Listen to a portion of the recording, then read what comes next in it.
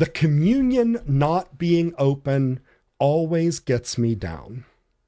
The communion not being open always gets me down. So, beautiful white cat, I'm not sure if you are an Orthodox Christian, okay? But we can talk about that a little bit. Some of this is going to be explained in the show today. It's a little bit of a bigger question. And I hope that you have been able, if you're not an Orthodox Christian, I hope that you've been able to go to visit an Orthodox church, to read a little bit about the Orthodox Church. And here's how we answer this, or here's one answer to your question, or at least your comment, beautiful white cat. And I'm answering very respectfully. And I think that's probably one of the biggest charges that we have leveled against us, is that communion, that is the Eucharist, is not open. So Orthodox Christians practice what has been labeled closed communion.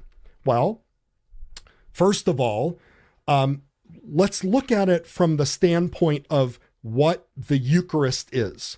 The Eucharist for us is the very apex of our understanding of the church, of who Christ is, of what the church is, of the experience of Christians. And what happens, beautiful white cat, is that in the Eucharist, there are several things that are happening here.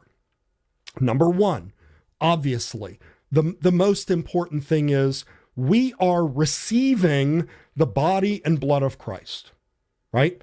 And this comes from John 6 and other places, 1 Corinthians 12, et cetera, that when we approach this chalice, we are communing with God, right? In 1 Peter, I think it's 1 Peter or 2 Peter, it says, we are partakers of the divine nature. And the way that and I talked about that today up at the college, I said, to be a partaker of the divine nature, like, how do you do that? Do you simply just kind of look up in the sky and, hope that something happens? Or is there some physical sense in which this happens?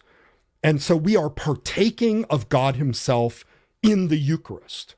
However, and this is the other thing that I would say, beautiful white cat, and that is the Eucharist is, it is not only that we are getting something. In other words, when I go to receive the body and blood of Christ, it's not just that I'm going to get Jesus. I'm not going to get his body and blood as if it was some product that I'm taking into myself. What is happening ultimately, and there's a deep biblical and theological symbolism to the way in which we actually offer these gifts and offer the Eucharist, and that is, and this comes very, very early in the church. St. Paul talks about it. In the Didache, it's talked about that we partake of one bread and one cup. One bread and one cup. Now, eventually the priests divide it up and everybody gets, a little portion. But we are partaking of the one Christ. And because we are partaking of the one bread and the one cup, we are also united to one another. We are united to one another in the Eucharist.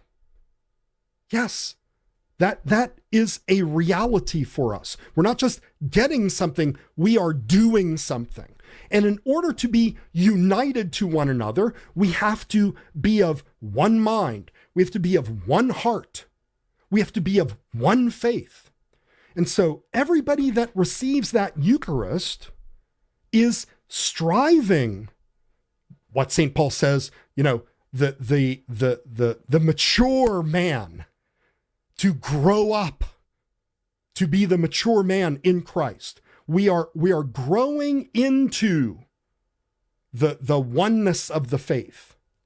And so in the Eucharist, we are expressing and experiencing not only the body and blood of Christ, but our oneness with one another. And in order to be one with one another, we have to be of the same mind. And so the question is not just, are you a Christian? But what does that mean? What do you believe as a Christian? Right? All of those things are very important. And because those things are very important, we as Orthodox Christians say, if you subscribe to the Orthodox doctrine, if you express with your mouth, you confess the faith of the apostles, you confess the faith expressed in the ecumenical councils, you express the faith and agree with the faith and sing the faith and pray the faith and live the faith of the apostles. Not one quote, but everything that they are. This, by the way, and let me just stop here for a second. Protestants, don't quote mine the Holy Fathers.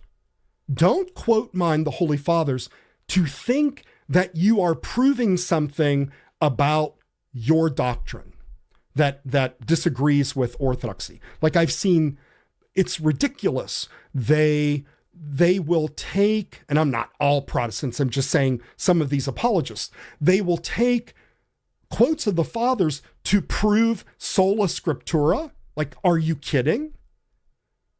It's absurd on its face. But even if you use the quotes of the church fathers, why are you not believing all of the things that the church fathers believe? Why are you not worshiping in the way that the church fathers worshiped? And that's the problem. Ultimately, the issue is we practice this kind of closed communion because we are uniting ourselves to one another in the one faith.